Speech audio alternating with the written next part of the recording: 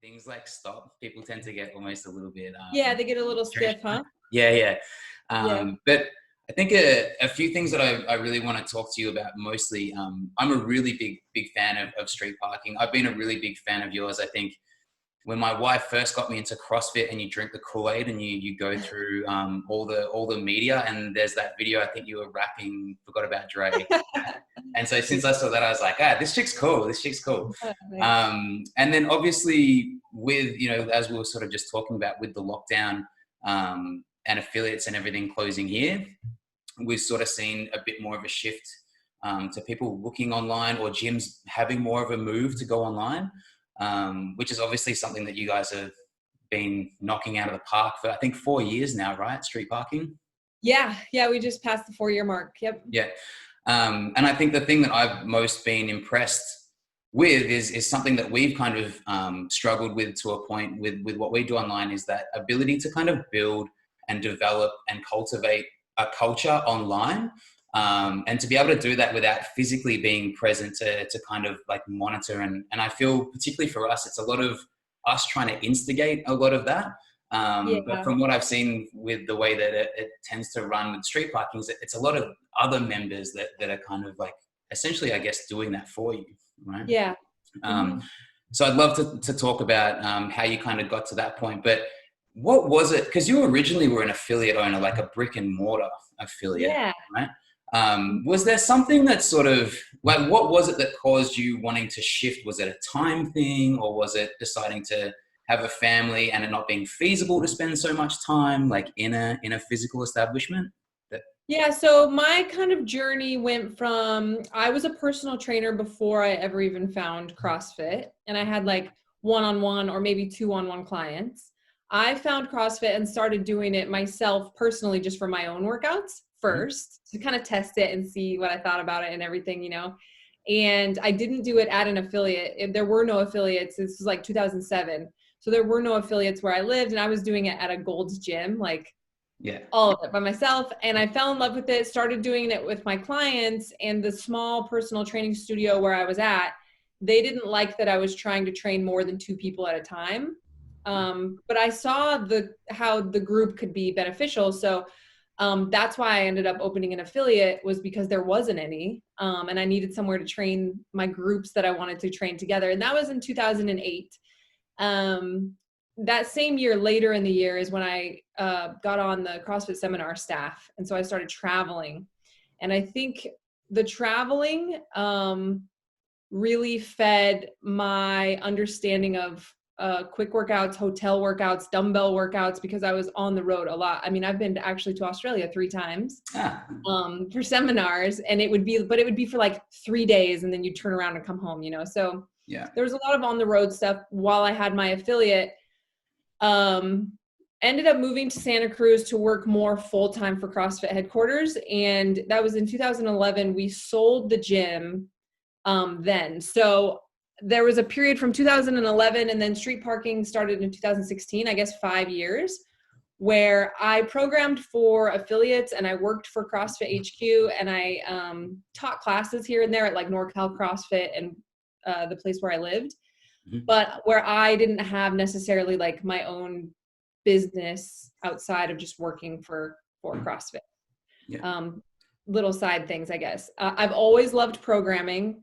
And toward the end of when I was working seminars, like 2015, myself, Pat Sherwood, and Chris Spieler were programming through CrossFit Linchpin for affiliates. So I had like 5 or 6 affiliates that I was programming for. And the way that it would work is they would tell us what amount of equipment they had, and we would make the workouts work for their equipment and their class sizes and things like that.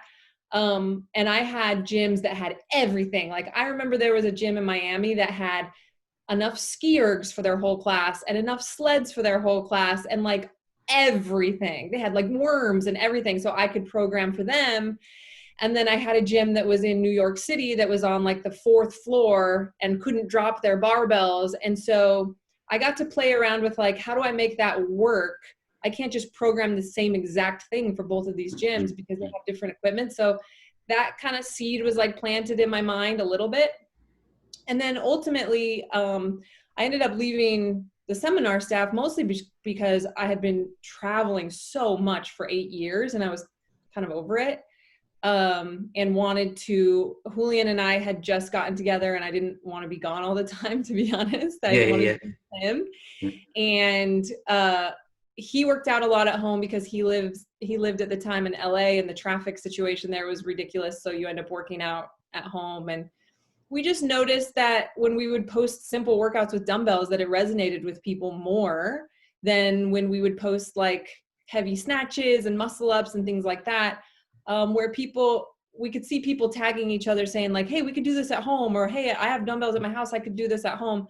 And it was just kind of like a light bulb moment, honestly, of there's a population of people out there who maybe they're intimidated by a CrossFit gym, or maybe they live in an area like I used to where there's not one. Maybe, you know, these flight attendants and pilots and people who travel for work, it's just not realistic for them to be consistent at a gym. Or people that are just never going to be able to afford an expensive gym membership still need fitness. And so the idea started out as a simple, what if we could create something for that group of people? I just didn't realize how big that group of people actually was, I guess. Yeah. What's the street parking community at now in terms of size?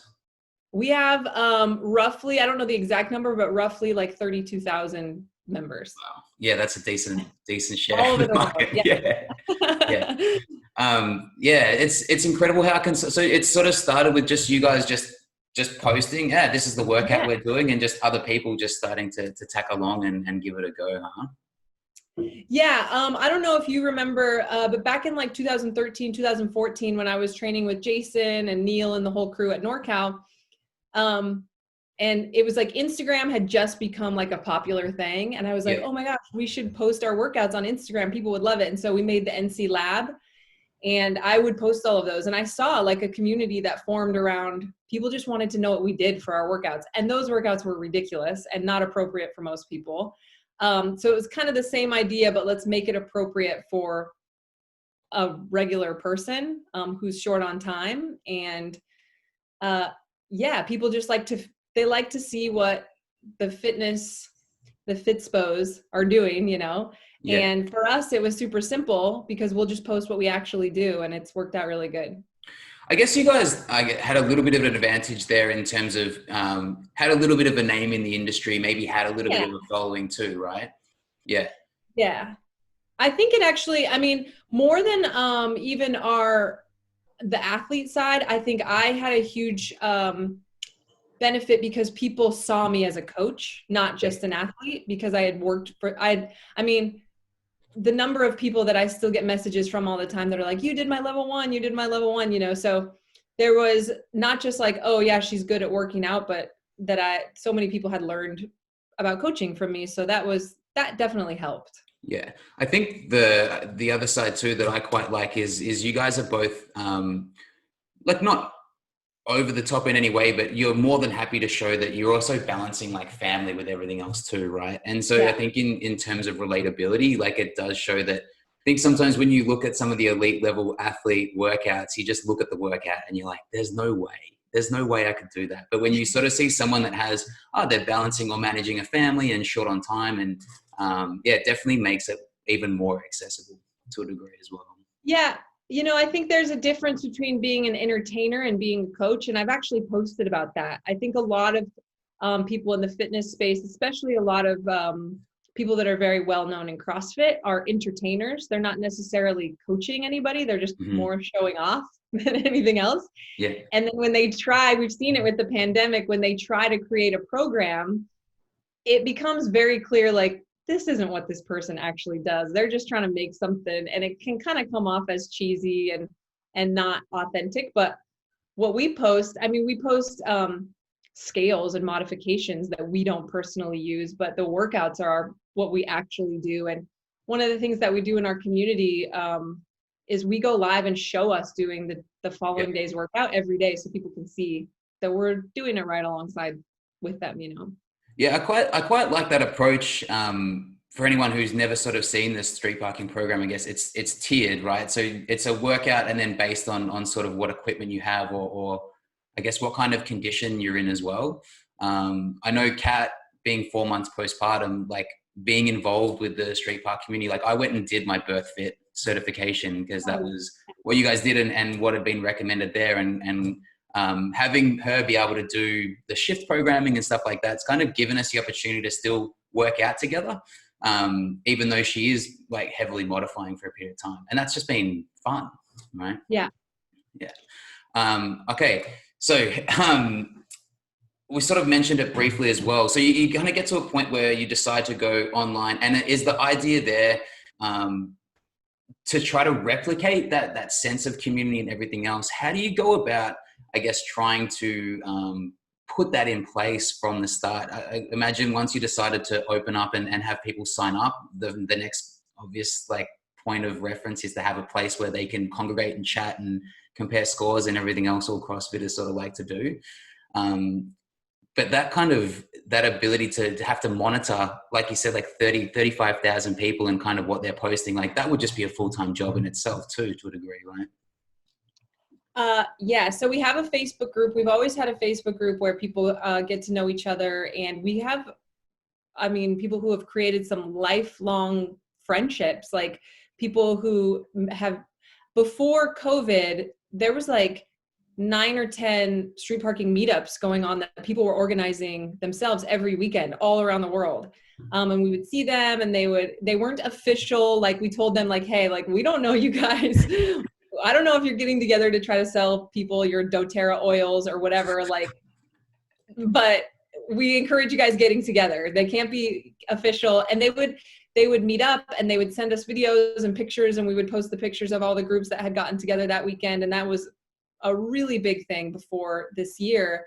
But it is tough to monitor because you have people from all walks of life all around the world who don't necessarily agree on everything. And we try to let them have open and honest communication. We try to encourage them to keep it at least somewhat based about fitness, but people are asking for like job advice and like parenting advice and all this stuff. And for the most part, we've had to kick some people out of our group for sure. And it's the same thing that you would do in your gym though. Like if you have somebody in your gym who's just combative, who is maybe gossiping all the time or causing issues, obviously you try to fix the situation, but if you can't, sometimes that's the best call, is just be like, hey, it's clear that you don't really fit in with this group and we wish you the best. But we haven't had to do that too many times.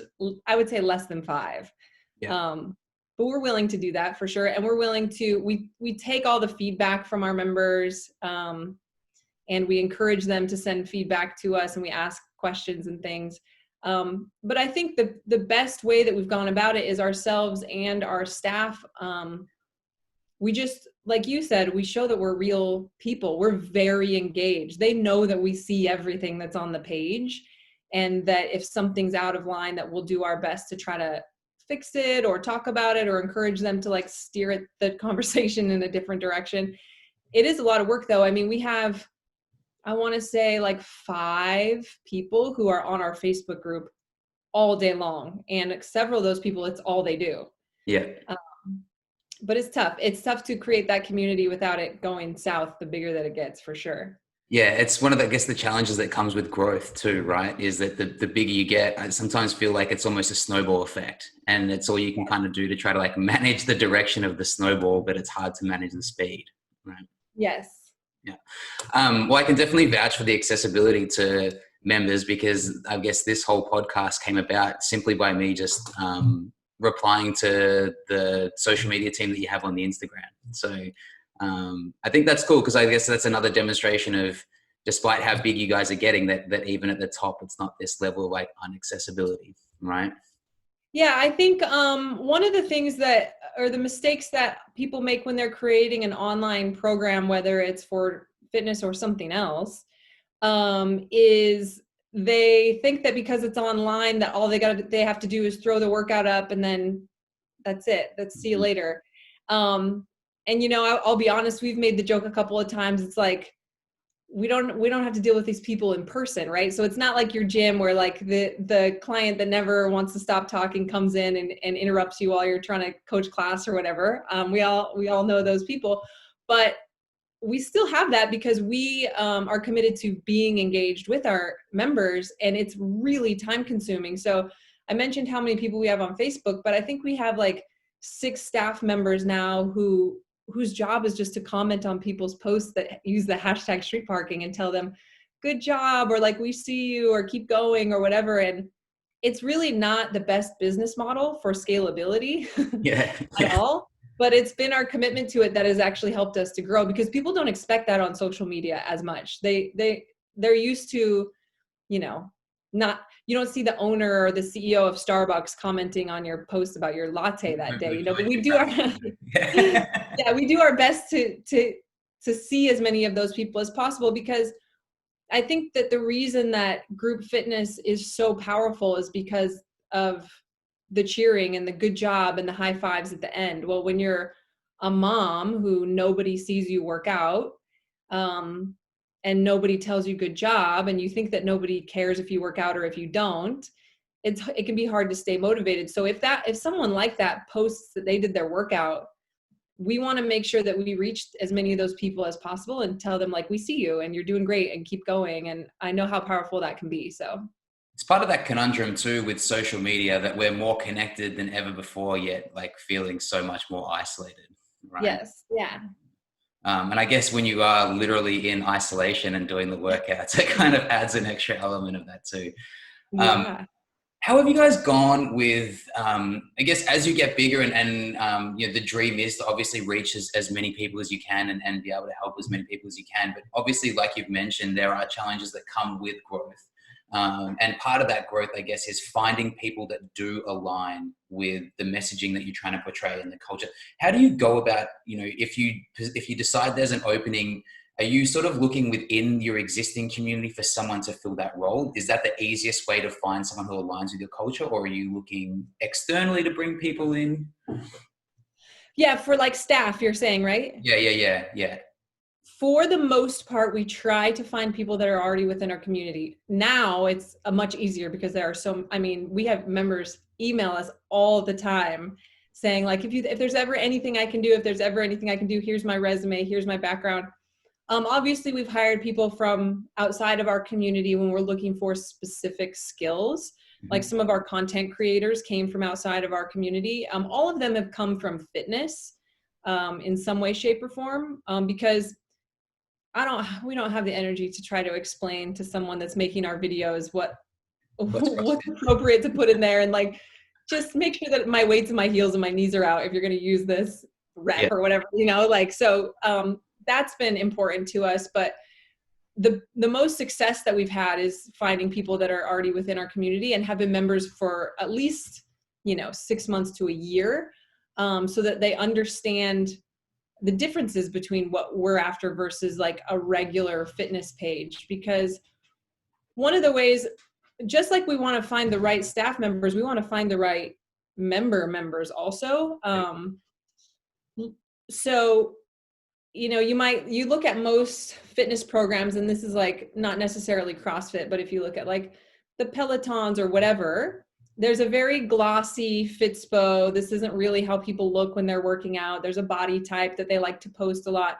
And most of our posts that we put out to promote the program are reposts of our members in their PJs, in their dirty garage with their kids running around. And that's, most marketing professionals would look at that and be like, this is not sexy enough. Like, who's going to want to be a part of this? And so it's kind of like our buffer. Like, if you look at that and you're like, oh, this program, I don't want to be a part of this garage gym pajama program, then that's great. Then you probably wouldn't fit into our community anyway. Yeah. And what about with like balancing, I know you've got two young kids as well. And I guess this is a 2-part question in terms of, how do you balance a growing business and a thriving business with making sure that you still are primarily being available to, those most important, and also like, even from that, like your relationship with Julian and the, do you have parameters that you put in place, some non-negotiables? Do you take, hey, Sundays we're completely offline, don't want to hear about anything, like this is kind of our day, or anything along those lines? I would say there's ebbs and flows. 2020 has definitely been odd because we had a really good like date night structure, or we would like, before we had a young baby again, we would, leave for a couple days here and there and leave our son with Julian's mother. She lives like a mile away from us, and she's our full-time childcare support. So Yeah. she takes care of our boys. Before Banner was born, who is now 7 months old, she would take care of Knox. And so he's with a family member, which we're really lucky. I know how hard it can be for people to drop their kids off at daycare or have, relative strangers watching their children. So it's nice. She takes care of them either in our home or at her home that's like a mile away. But this year's been tough because we're all kind of just stuck under one roof a lot of the times. And it is really hard to separate mom time from work time from relationship time. And I think everybody around the world has been feeling that this year for sure. Yeah. And there's ebbs and flows. Like December, for example, is a really busy month for us for street parking. So we just kind of know like, hey, there's going to be less chilling on the couch at night time and more time on the computer during this month. But in a couple months, it'll be a little bit slower.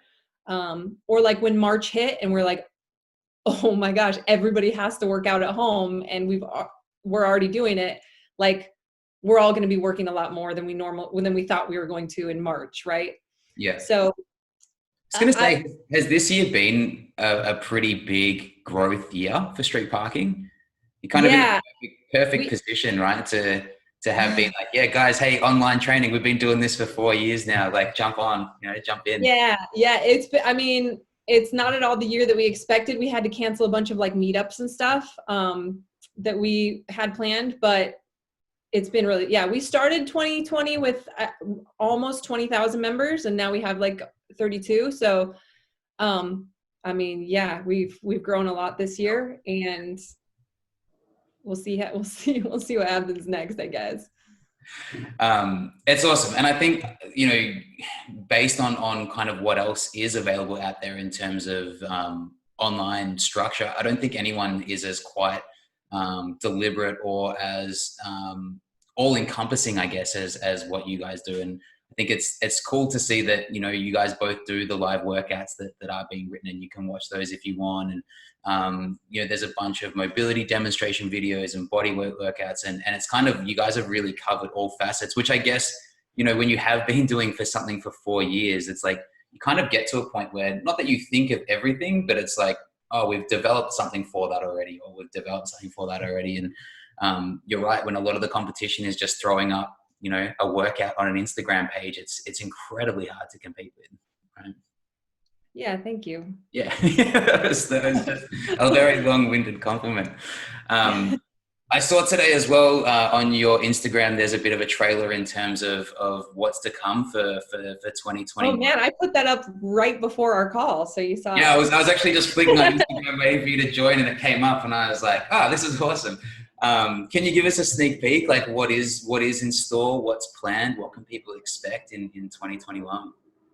Yeah. So what I said in that post is there's a lot of stuff that we don't even share with the public. A lot of the challenges and stuff that we do with our members, we don't try to get a bunch of new members just to sign up for challenges. So there's a lot of stuff that when people join, they're like, I didn't know this was part of it. I didn't know that this was the thing.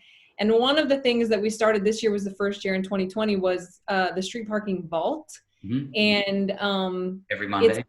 It's a workout every Monday, and there's the 4 different versions, just like normal. So the beginner shift version, or I should say not beginner, but more simple shift version, or the, dumbbell, barbell, sandbag, whatever. And you have that week to log it to get credit for it. And if you don't do it that week and log it that week, then you missed it completely. And you have 2 times throughout the year to basically gather all 25 workouts. And if you do, there's a prize or whatever. So it was just an idea that we tried this year in 2020, and people loved it. And our goal through it was to develop consistency. If you can work out at least once a week for 6 months, that's really great. That's really great for some people. And we've heard stories of members that are like, sometimes that was the only workout that I did that week, but I did not want to miss one. Like, I had to do all 25 of the workouts. And so that's awesome. Most of the stuff that we do like that, we have other challenges and things. Most of them are geared toward the same goal. It's not, ever about scores. We don't care about the leaderboard. We never give prizes for top performance or anything like that. Our challenges and things like the vault are all geared toward helping people be consistent. So we've got a whole new series of workouts for the 2021 vault, and we've added like a theme and like all of this stuff. It's all very cinematic at this point. And so we're excited about that. That's what that trailer was for. Just to touch on the scoreboard issue there, I'll say for anyone who aspires to be a competitive athlete, like there are some no joke scores that get put up on those. I don't even look at it anymore, to be honest. Like they're out of control. But I've had a few instances where I've completely wrecked myself and be like, how can someone go that fast? So there's definitely some pretty good high level. I mean, obviously yourself and Julian included as well, pretty good high level athletes that do the street parking work.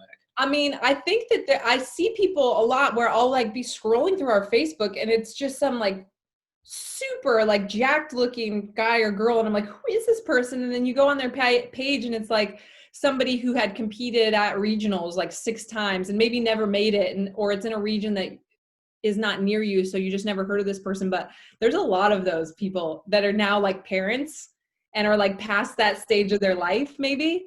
And you're just like, okay, I see what's going on here. I noticed as well that you're a James Clear fan too. And it's almost like the vault has a little bit of that built into it, right? That little bit of just like consistently building some small habits into longer periods of time to get some overall achievement of results. Yes, I love James Clear. Actually, I was planning on challenging our members to listen to or read the Atomic Habits book before January 1st to kind of get in a good mindset. I've read it twice. I love it so much. Yeah, I listened to it and then I loved it so much I ordered the paper book, so now I can annotate and highlight. That's an incredible read. Easy. Thank you so much for taking the time and sitting down. I really do appreciate it. And like I said, doing some really cool things at street parking and excited to kind of see how it continues across for you. And some really cool insights into the development of online community and culture. And I guess some of the challenges that come with growth. I know for us personally, it's been one of those things where, obviously you want to see your small business grow and you want to be able to positively impact as many people as you can. But it gets challenging too, right? It does. And I hope someday we had started talking about traveling to some of the other countries because we have members everywhere. We had started talking about traveling over to Australia because we do have a pretty big membership over there, but I don't know when that'll be, but hopefully it might be a little while now. It's Canadian and we've just obviously had our first child. And it's kind of like, I'm not even sure when you'll be able to meet grandma and grandpa for the first time. Same. So. My family's only like 2 states away and only my parents and my sister have met my 7-month-old son so far. So yeah, it's an incredible time. Would you ever go back? I guess is my final question. Would you ever go, not back, but would you ever look to, I know you guys have obviously a gym space that you do a lot of your filming and stuff in. Would you ever look at, hey, this is going to be the street parking HQ actual gym from which everything is kind of produced out from that point? If we did that, it would just be for our staff to work out in. I mean, which is like 40 people now. So that's it's a pretty decent gym, yeah. But yeah, no, I think we like our kids running out from the kitchen when we're working out, and we like being able to just walk in and be at home. I think that it's going to be something, I think with 2020, it's going to be something that you'll see is become more common. And actually, like, I want to say like a year and a half ago, I did a post about how I want to normalize training at home. Because if you're the one person in your neighborhood that works out in your driveway, you're kind of like odd. But I feel like 2020 has made that more normal. Like you're seeing it more and more. And I think that's so positive because I love gyms. And I think if people can afford it and they have a good community gym and they have good coaching, I think that it's awesome and that those gyms should be supported for sure. But there's always going to be times where you miss class or you just don't feel like going over there. You don't have childcare, or your kid is sick or something.